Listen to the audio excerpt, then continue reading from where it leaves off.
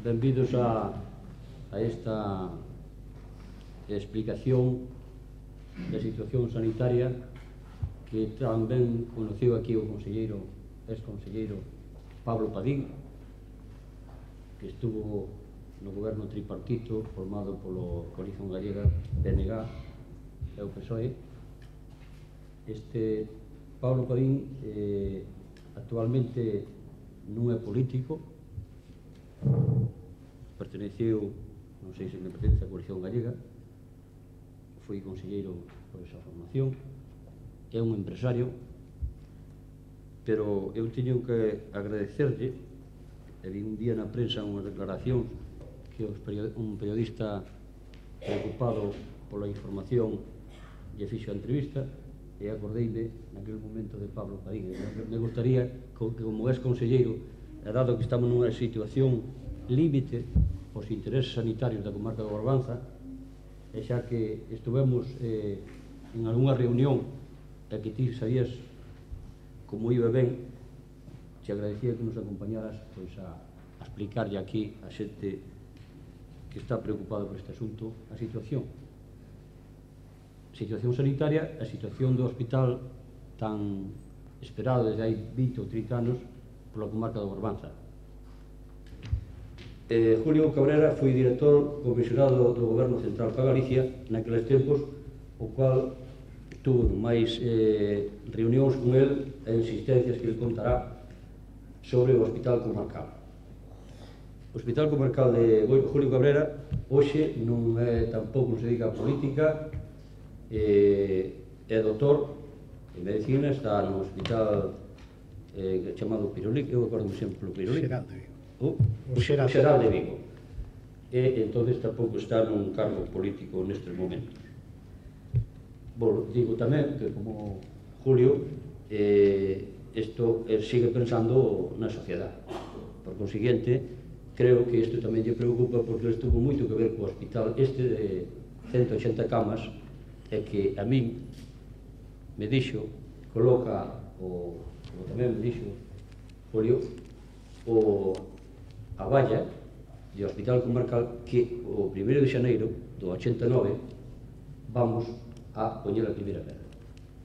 Eu puxen ali esa valla e máis de un, ao mellor despistado, intencionado, tomou unha broma e eu me agrada, estou feliz de que estean os máximos responsables da sanidade en Galicia, que era do Goberno Central, Julio Cabrera, e da Xunta de Galicia, Pablo Padín, de que isto foi así. En base a iso, en combinación con estes dous responsables da sanidade, eu, un día, 14 de agosto e 14 de noviembre, dos 14, sendo presidente da Mancomunidade de Municipios, están aí as actas nos dosieres que teñen ustedes, pois xuntei aos alcaldes, reuníme con eles o alcalde de Rianxo e o alcalde de Pobra e o de Ribeira, que éramos dos do PP e Boiro. E eu puxen encima da mesa e dixen que había un hospital pa aquí de 180 camas. Se decidíamos o sitio, había o hospital. Se non o decidíamos, se queríamos un por un lado, outro por outro, que era moi difícil cobrar o hospital. E eses dous alcaldes que eran do PP daquela, ainda son hoxe, pero son alcaldes, pois resulta que votaron a favor, e aí están as actas que teñen ustedes neses dosieres que poden levar para casa e velo. Votaron por Boiro. Entón os políticos, neste caso o Pablo e Julio Cabrera, o tiñan moi fácil. Como moi fácil o tiña o goberno de ahora, o señor Romai Vaquería, porque se os alcaldes tomaron eso, tiño ben sencillo coller o hospital, decidir uns alcaldes e vai no sitio que teñen os alcaldes. Pero está en peligro non só un hospital de 180 camas, 200 camas, como estaba previsto, por iso que tamén teñen no dossier, ao final nunha folla, teñen aí que pon 180 camas, a Consellería tiña previsto 200, na página 11, no último apartado sétimo, 180 camas, que absorbió o 32% da actual demanda da comarca de Barbanza. Entonces, iso agora baixouse a 70 camas e ademais levouse ao saco ao fondo da península. Como alcalde de Boiro, e non por localismo, sino pola racionalidade e en base aos acuerdos dos alcaldes, que son as células básicas da sociedade, os concellos, resulta que, vulnerando eses acuerdos dos alcaldes, baixando de 180 camas ou 200, porque a Consellería tiña 200 previstas, o delegado, o sea, en este caso o comisionado, tiña 180, baixouse de 200 camas a 70, e se foi levar alá ao fondo, a Oleiros, a Olveira, perdón, que leva máis tempo, dunha vez que se sale os de Ribeira, salirse da autovía, de vía rápida, e desplazarse por unha carretera secundaria, lévalle máis tempo que polo caso aquí en Boiro. E se aquí en Boiro, Ribeira, non tivera solución, non teñen ningún sentido de perdido a siguen para Santiago. Mentras que nós temos que ir todos estes pueblos, Lousame, Rianxo, Boiro, a Pobra, para atrás. E depois, se non ten solución, pero todos, votantes de todos os partidos, temos que ir para atrás cando enfermemos. Non é só o que vayan uns partidos, todos temos que ir para atrás. E iso é un contrasentido. Eu contra isto me rebelo. Aunque sea alcalde, que quero ser prudente, me rebelo. Porque iso non se pode aguantar. Non se pode aguantar porque os que estamos nos cargos públicos temos defectos e facemos algunhas cousas mal. Pero este é feita a propósito e ademais sectaria. E levar a un concello polo feito de que ali hai un alcalde de un partido determinado. Entonces, o Hospital de Barbanza entre as prioridades da Consellería de Sanidade, dice Montero. E dice, cando foron as eleccións municipales, Montero Gómez destacó en el transcurso de esta reunión que el Hospital Provincial de Santiago será una reserva de 145 camas. Sobre el futuro Centro de Salud de la Villa, sede Boiro, que está a punto de finalizar su construcción, puntualizó, será un centro de apoyo sanitario, contará con otras cosas, entre otras cosas, con un laboratorio, non ten. Departamento de ecografía, non ten. Rayos X, non ten. Centro de diagnóstico, non ten. E un equipo de guardia permanente, tampouco ten. Por su parte, el inmueble ubicado en Saltillo será inaugurado próximamente. Isto hai 2 anos e medio. Entonces, isto é o colmo que, aunque estemos en política, non pode valer todo, porque lle vale todo en política, tamén lle vale no demais. Hai pouco anunciaron en Ribeira un centro de sanidade, anuncia a contratación dun centro de salud en Ribeira por 268.566.147. O período que acabou de Galicia, 13 de abril de 1993. Isto está reciente, o outro día. De golpe o porrazo, por resulta que xa non fan este centro de salud e fan un hospital de 70 camas, o cual estánlle resolvendo unha papeleta a Ribeira e todo iso. E non quero comer máis tempo, paso a palabra, en este caso, a Julio, para que nos fales da sanidade. Pero creo que é de xusticia que unha persona que traballou arreo por este proxecto para que fora unha realidade, pois eu este aquí para confirmar ese traballo do vosso alcalde e, bueno, agradecerlle a oportunidade de poder reflexionar sobre un tema que a min apasioname, que é o tema sanitario. Eu, como el dixo, son profesional da sanidade e tuve unhas responsabilidades técnicas aquí en Galicia nun momento, pois, eu penso que con todas as dificultades, un momento, pois, de agradecer, porque, dada a situación en que estaba Galicia, pois era moi fácil facer cousas, porque había moitas cousas por facer. Hoxe, os índices sanitarios galegos van mudando e vaise acercando á media da nación e, curiosamente, esta situación é bastante máis difícil porque o que antes era doado, que era facer cousas, hoxe ten a exigencia de, a hora de facer investimentos, a hora de poñer os cartos, a rendir á sociedade os cartos nun servicio público tan primordial como o servicio da sanidade teñen que servir para dar saúde ao conxunto da población. Entón, este momento exixe unha gran reflexión. Pero é inevitable facer historia daqueles momentos. Verdadeiramente, dentro dos graves problemas polos que Galicia se movía naquel momento e sigue se movendo respecto ao conxunto de España, pois era verdadeiramente vergonzosa a área de Santiago.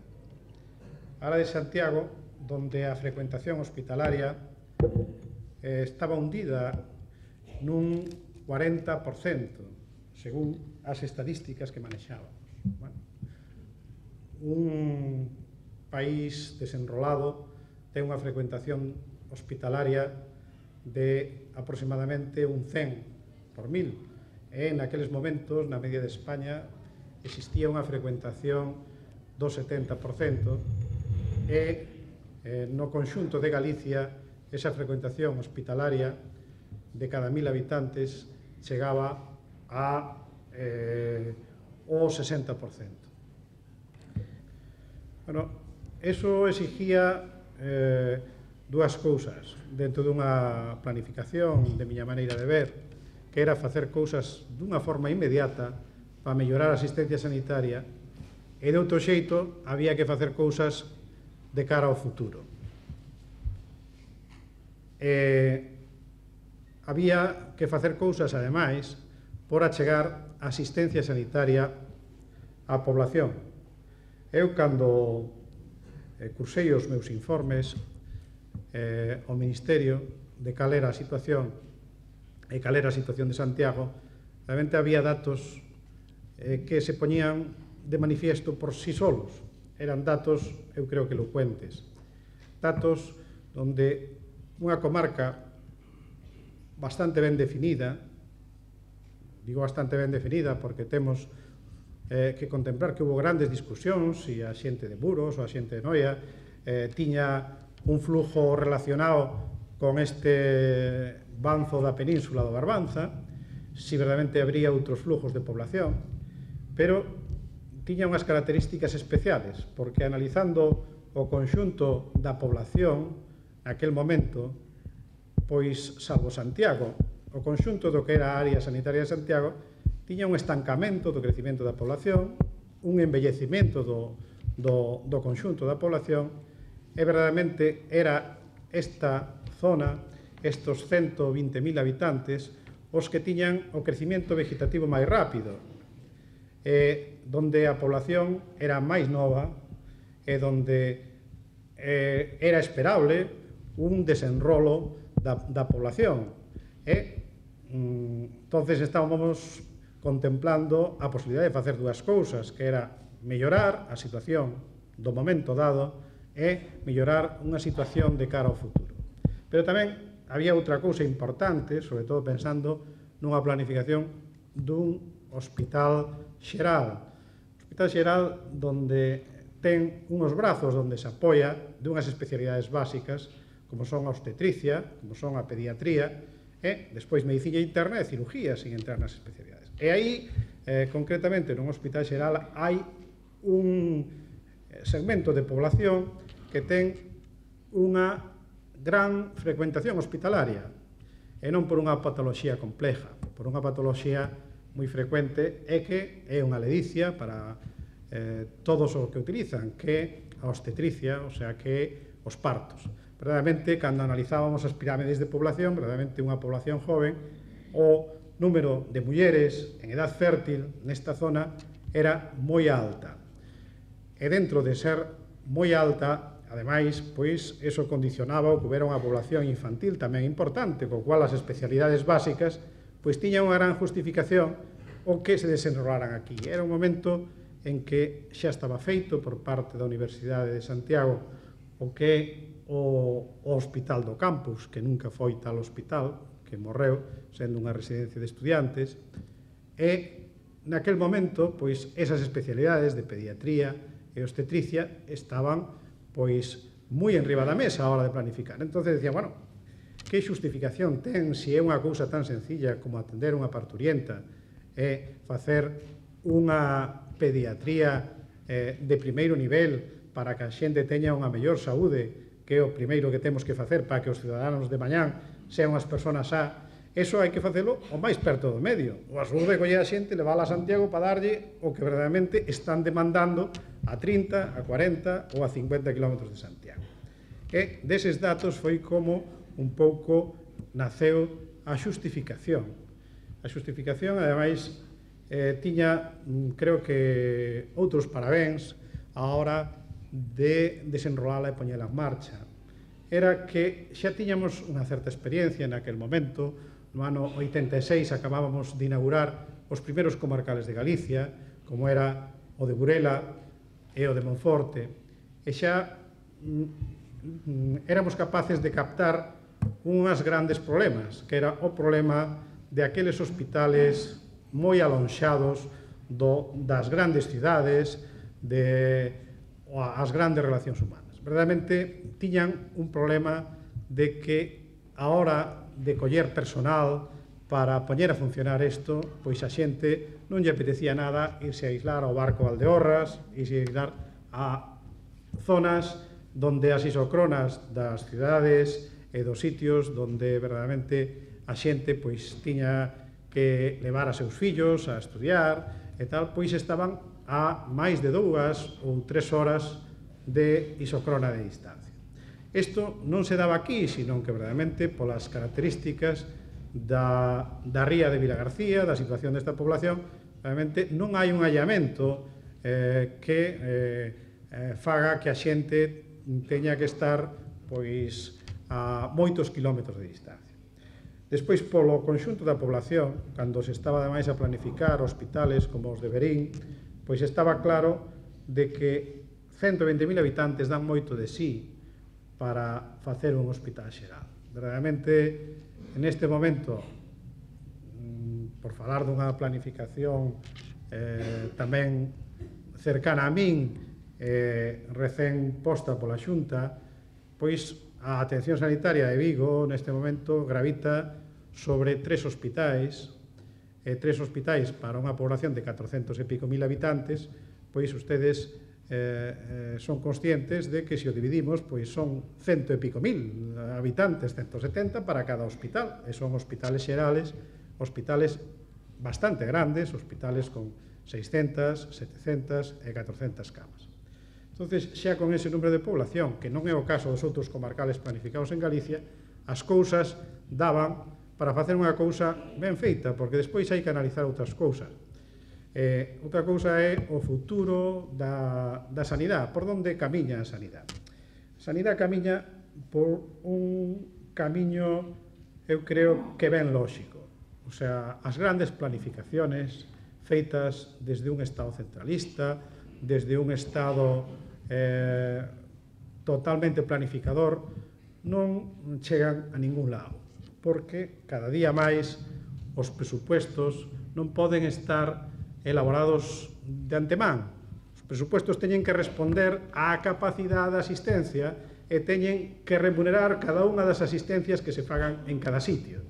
Non pode ser xa que un hospital feito na Coruña leve, porque sí, porque está na Coruña e porque é o hospital máis grande, leve pois o 50% do presupuesto de asistencia hospitalaria da provincia da Coruña. Si verdadeiramente a población non acude e se o número de asistencias non son as que teñan que ser. Hai que repartir e si a cada ciudadán correspondelle 40.000 pesetas de gasto sanitario, cada ciudadano ten que recibir 40.000 pesetas de gasto sanitario, non podes centralizar nun sitio porque se fai unha planificación. E se camiñamos a un abono de asistencia sanitaria en función de asistencia que se fai, e inda que nós non o vamos a ver porque non vamos a ter que pagar a asistencia sanitaria do noso bolsillo, sí que ten que haber un sistema de facturación tal que a asistencia que se produzca teña un precio, e a Consellería, o Servicio Galego de Saúde, o quen sea, ten que abonar polo servicio que fai e cuantificar eses costos de alguna maneira para que verdadeiramente isto non sea un burato negro donde os cartos que nós contribuímos pois se afundan sin ningún tipo de asistencia. Dirán ustedes, pois mira que se perdeu este home porque estamos falando aquí dun hospital. Pero eso hai que telo moi en conta, porque todas esas planificacións desde enriba, bota presupuesto para ver se tiramos un pouco desto do outro, eso non vai a ningún lado, porque o futuro vai a que a propia demanda, a capacidade de que os centros sanitarios den asistencia serán as que xeneren a su vez os presupuestos do centro sanitario. Ou sea que se eu esforzome moito en facer un centro sanitario nun sitio onde non existe a demanda, se os propios flujos da población non van a seguir camiño, se a xente non vai a acudir aí, se pa colmo facemos un hospital como o que ven de falar o voso alcalde de 60 camas, que é o que vai a acontecer? Vai acontecer que un hospital de 60 camas, pois poñémonos que hoxe en día cada médico debe atender aproximadamente unhas 6 camas. Pois estamos falando de 10 médicos. Claro, agora pensemos en que eses 10 médicos, pois, para que a xente se considere atendida, pois un tendrá que ser ginecólogo, outro pediatra, outro tendrá que ser analista, outro radiólogo. Todo, nos atopamos con que, ademais, eses médicos teñen que cubrir unhas guardias, porque, se non temos unhas asistencias 24 horas do día, entonces, que é o que pasa? Pois poden pasar dúas cousas. Que sexa un edificio con unha H moi grande, luminosa arriba, e ao mellor tamén, se queren, con unha pista de aterrizaje para helicópteros, e pouco máis. Porque verdadeiramente o que vai a generar é insatisfacción de vou pa lá e mándame pa outro sitio, porque ali é imposible que haya asistencia, ou senón o precio desa cama, senón temos que ter un par de anestesistas ou 3, temos que ter un ginecólogo, temos que ter un hematólogo, temos que ter un analista, temos que ter un par de radiólogos, temos que ter os médicos que leven as camas, os internistas, ao final, esa cama vai a salir nunha morea de cartos que o que é a ruína. Entonces, poden pasar as dúas cousas. Realmente, para que un hospital sea satisfactorio, ten que moverse nese límite das 200 camas. E desas 200 a 300 camas é onde un hospital realmente pode resolver as situacións. E se non, verdadeiramente, máis vale non facelo, o que podemos é mellorar pois os servicios de urgencia, ou asistencia especializada, ou a atención primaria, ter unhas boas comunicacións, ter unhas boas evacuacións para os accidentes, pero, de logo, a asistencia hospitalaria non vai a cuajar, o único que vai a traer é frustración. Bueno, esa responsabilidade de que o gasto ainda para os máis ricos do mundo é insoportable, é a que ten que levar que non se poden tirar os cartos a unha alcantarilla, ten que planificarse con xeito. E, desde logo, a discusión de onde poñelo, pois eu creo que mirando esa retroproyección que temos aí, pois está claro. Creo que non é a miña misión poñerlle o apellido. Ustedes busquen nese esquema un punto central, un punto ben comunicado. E como ven de decir antes o alcalde, aquela planificación tampouco se fixo dunha maneira deslavazada, porque estaba contemplada no PDR, e como contemplada no PDR tamén estaban contempladas as vías rápidas necesarias para a comunicación. E, bueno, pois podía caer en outro lado, claro, porque se eu collo unha vía de comunicación e a desplazo 15 kilómetros de onde está, verdadeiramente, a ubicación do hospital tamén tería que desplazala de tal xeito que a centralidade e a comunicación fora outra. Desde logo, Ribeira ten 23.000 habitantes. E Ribeira, pois, está xusto no final, claro, ao lado do Cabo de Currubedo, non está noutro sitio. E con 20 e tantos mil habitantes, pois, con 6.000 nenos menores de 15 anos, pois, creo que eso non dá para facer un hospital, salvo unha circunstancia. Cando se fan hospitales para poblacións de 20 e 30.000 habitantes? Pois se fan cando non hai máis remedio. Pois claro, o fan en Cataluña no Valle de Arán, porque o Valle de Arán está incomunicado casi todo o ano, e de alguma maneira teñen que ter unha cama para atender a xente, porque ao mellor hai días do ano que dadas as fortes nevadas non se poden evacuar, pero, como ustedes comprenderán, é bastante máis económico facer vías rápidas que desenrolan a propia economía no seu conxunto e resolven o problema sanitario que, desde logo, facer hospitales que non resolven os problemas e o único que aumentan é a ineficiencia e os gastos. Pero, ademais, hai tamén unha cousa importante que eu creo que hai que deixar en riba da mesa. É que a asistencia sanitaria é primordial por moitas cousas, pero ten un gran costo.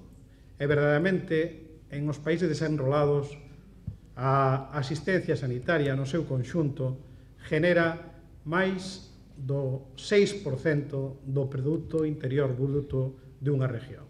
Está claro que ese 6% que correspondería ao produto interior bruto deste conxunto de población desta área ten dereito a que ese volumen económico sirva para desenrolar esta propia comarca e non sirva para desenrolar a outra, porque ao final o único que fai é afundir a súa economía e ao final, ademais, o que ten é unha mala asistencia sanitaria. Pois nada máis, moitas gracias por aguantar estas disquisicións e moitas gracias.